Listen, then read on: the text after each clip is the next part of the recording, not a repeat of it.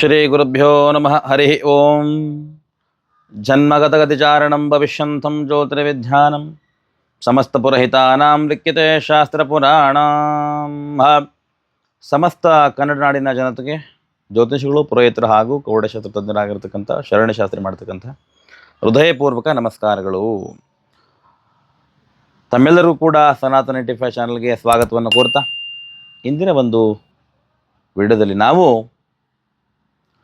ಶನೇಶ್ವರ ಸ್ವಾಮಿ ಅಂದರೆ ಶನಿಗ್ರಹ ಯಾವ ಯಾವ ರಾಶಿಗಳಿಗೆ ಅಧಿಪತಿ ಆಗ್ತಾರೆ ಮತ್ತು ಅವರು ಯಾವ ಒಂದು ನವರತ್ನದ ಹರಳನ್ನು ಧಾರಣೆ ಮಾಡ್ಬೋದು ಅಂತಕ್ಕಂಥ ವಿಚಾರವನ್ನು ನೋಡೋಣ. ಶನೇಶ್ವರ ಸ್ವಾಮಿ ಮಕರ ರಾಶಿ ಹಾಗೂ ಕುಂಭರಾಶಿ. ಮಕರ ರಾಶಿ ಹಾಗೂ ಕುಂಭರಾಶಿಯವರಿಗೆ ಶನಿಗ್ರಹ ಅಧಿಪತಿಯಾಗಿ ಬರ್ತಕ್ಕಂಥವನು. ಮಕರೇ ಶನಿ, ಕುಂಭೇ ಶನಿ ಕರೀತಾರೆ. ಈ ಒಂದು ಶನೇಶ್ವರ ಸ್ವಾಮಿಗೆ ಪ್ರಿಯವಾಗಿರ್ತಕ್ಕಂತಹ ನವರತ್ನ ಹರಳು ಯಾವುದಪ್ಪ ಅಂತ ಕೇಳಿದ್ರೆ ನೀಲ ಅಂತ ಕರೀತಾರೆ. ನೀಲ ಅಂತಕ್ಕಂಥ ನವರತ್ನ ಹರಳು. ಯಥಾ ಪ್ರಕಾರವಾಗಿ ಆ ಒಂದು ನೀಲ ಹರಳನ್ನು ಪಂಚಗವ್ಯದಲ್ಲಿ ಶುದ್ಧಿ ಮಾಡ್ತಕ್ಕಂಥದ್ದು. ತಾವು ಕೂಡ ಶುಚಿರ್ಭೂತರಾಗಿ ಶನೇಶ್ವರ ಸ್ವಾಮಿ ದೇವಸ್ಥಾನಕ್ಕೆ ತೆರಳಿ ನೋಡಿ, ಶನೇಶ್ವರ ಸ್ವಾಮಿ ಆಲಯಕ್ಕೆ ತೆರಳತಕ್ಕಂಥದ್ದು. ಅಲ್ಲಿ ಹೋಗಿ ಶನೇಶ್ವರ ಸ್ವಾಮಿಯ ಪಾದಕಮಲಗಳಿಗೆ ಆ ಒಂದು ನೀಲವನ್ನು ಅಷ್ಟು ಸಮರ್ಪಣೆ ಮಾಡಿ, ಅರ್ಚಕರ ಕೈಯಲ್ಲಿ ಒಂದು ಸಂಕಲ್ಪನ ಮಾಡಿಸಿ, ತಮ್ಮ ಹೆಸರಲ್ಲಿ ಒಂದು ಪೂಜೆಯನ್ನು ಮಾಡಿಸಿ, ನಂತರದಲ್ಲಿ ಶನೇಶ್ವರ ಸ್ವಾಮಿಯ ಸಂಪೂರ್ಣ ಅನುಗ್ರಹ ಪ್ರಾಪ್ತವಾಗಿರತಕ್ಕಂಥ ನೀಲವನ್ನು ಅರ್ಚಕರ ಕೈಯಲ್ಲಿ ಧಾರಣೆ ಮಾಡಿಸ್ಕೊಳ್ತಕ್ಕಂಥದ್ದು. ನಂತರದಲ್ಲಿ ಅರ್ಚಕರಿಗೆ ತಾಂಬೂಲನ್ನು ಕೊಟ್ಟು ಆ ಥರ ನಮಸ್ಕಾರವನ್ನು ಅಂದರೆ ಆಶೀರ್ವಾದವನ್ನು ಪಡೆದುಕೊಳ್ತಕ್ಕಂಥದ್ದು. ಹೇಳಿ ಏನಾಗುತ್ತೆ, ಶನೇಶ್ವರ ಸ್ವಾಮಿಯ ಪರವಾಗಿರ್ತಕ್ಕಂಥ ಒಂದು ನೀಲವನ್ನು ಧಾರಣೆ ಮಾಡೋದ್ರಿಂದ ಆಗ್ತಕ್ಕಂಥ ಪ್ರಯೋಜನಗಳೇನು ಅಂತಕ್ಕಂಥ ವಿಚಾರವನ್ನು ನೋಡಿದಾಗ, ಶನೇಶ್ವರ ಸ್ವಾಮಿ ತಮ್ಮೆಲ್ಲರಿಗೂ ಗೊತ್ತಿರೋ ಹಾಗೆ ಕರ್ಮಕಾರಕ ಅಂತೇಳಿ ನಾವು ಮಾಡ್ತಕ್ಕಂಥ ಕೆಲಸದ ಆಧಾರದ ಮೇಲೆ ಕರ್ಮಗಳ ಆಧಾರದ ಮೇಲೆ ಫಲ ಕೊಡ್ತಕ್ಕಂಥದ್ದು. ಹಾಗೂ ಮೃತ್ಯುಕಾರಕ ಅಂತ ಕೂಡ ಆತನ ಕರೀತಾರೆ.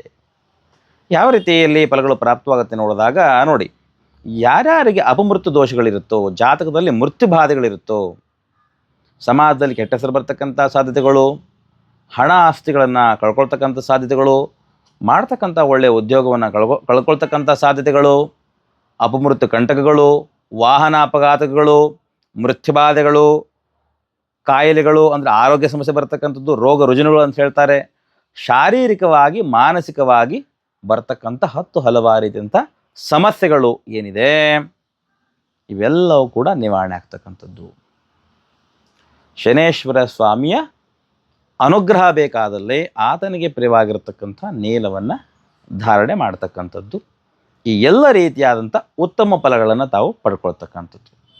ಈ ಎಲ್ಲ ರೀತಿಯಾದಂಥ ಸಮಸ್ಯೆಗಳಿಗೆ ಏನಾಗುತ್ತೆ ಕೇಳಿದ್ರೆ ವಿಧಾಯ ಹೇಳ್ತಕ್ಕಂಥದ್ದು. ಆತನ ಅನುಗ್ರಹವನ್ನು, ಆಶೀರ್ವಾದವನ್ನು ಪಡೆದುಕೊಳ್ಳುವ ಮುಖೇನವಾಗಿ ತಾವು ಓಂ ಶಂ ಶನೇಶ್ವರಾಯ ನಮಃ ಅಂತಕ್ಕಂಥ ಮಂತ್ರವನ್ನು ಪ್ರತಿ ಶನಿವಾರದಂದು ಧಾರಣೆ ಮಾಡಿಕೊಂಡಿರ್ತಕ್ಕಂಥ ನೀಲಕ್ಕೆ ನಿಮ್ಮನೆಯ ದೇವಗ್ರಹದಲ್ಲಿ, ಅಂದರೆ ದೇವಗ್ರಹ ಅಂದರೆ ನಿಮ್ಮನೇಲಿರ್ತಕ್ಕಂಥ ದೇವರ ಕೋಣೆ ಏನಿರುತ್ತೆ ದೇವಗ್ರಹ, ಅಲ್ಲೇ ಏನು ಮಾಡ್ತಕ್ಕಂಥದ್ದು ಕೇಳಿದ್ರೆ ಆ ನೀಲವನ್ನು ಶನಿವಾರದಂದು ಪೂಜೆಗೈದು ಮತ್ತೆ ಧಾರಣೆ ಮಾಡ್ಕೊಳ್ತಕ್ಕಂಥದ್ದು. ಇದರಿಂದ ಶನಿ ದೃಷ್ಟಿ ಅಂತೇನು ಹೇಳ್ತೀರಿ, ಕೆಲವು ಜನರಿಗೆ ಪಂಚಮ ಶನಿ ದೋಷ, ಲಗ್ನದ ಶನಿ ದೋಷ, ಸಪ್ತಮ ಶನಿ ದೋಷ, ನವಮ ಶನಿ ದೋಷ ಅಂತಕ್ಕಂಥದ್ದು, ಸಾಡೆ ಸಾತಿ ಅಂತಕ್ಕಂಥದ್ದು, ಇವೆಲ್ಲ ಏನು ಹೇಳ್ತಾರೆ ಆ ಎಲ್ಲ ರೀತಿಯಾದಂತಹ ಸಮಸ್ಯೆಗಳಿಗೆ ಏನು ಕೇಳಿದ್ರೆ ಪರಿಹಾರ ದೊರಕತಕ್ಕಂಥದ್ದು, ಅನುಗ್ರಹ ಪ್ರಾಪ್ತವಾಗ್ತಕ್ಕಂಥದ್ದು, ಶನೇಶ್ವರನ ಕೃಪೆಗೆ ತಾವೆಲ್ಲರೂ ಕೂಡ ಪ್ರಾಪ್ತವಾಗ್ತಕ್ಕಂಥದ್ದು.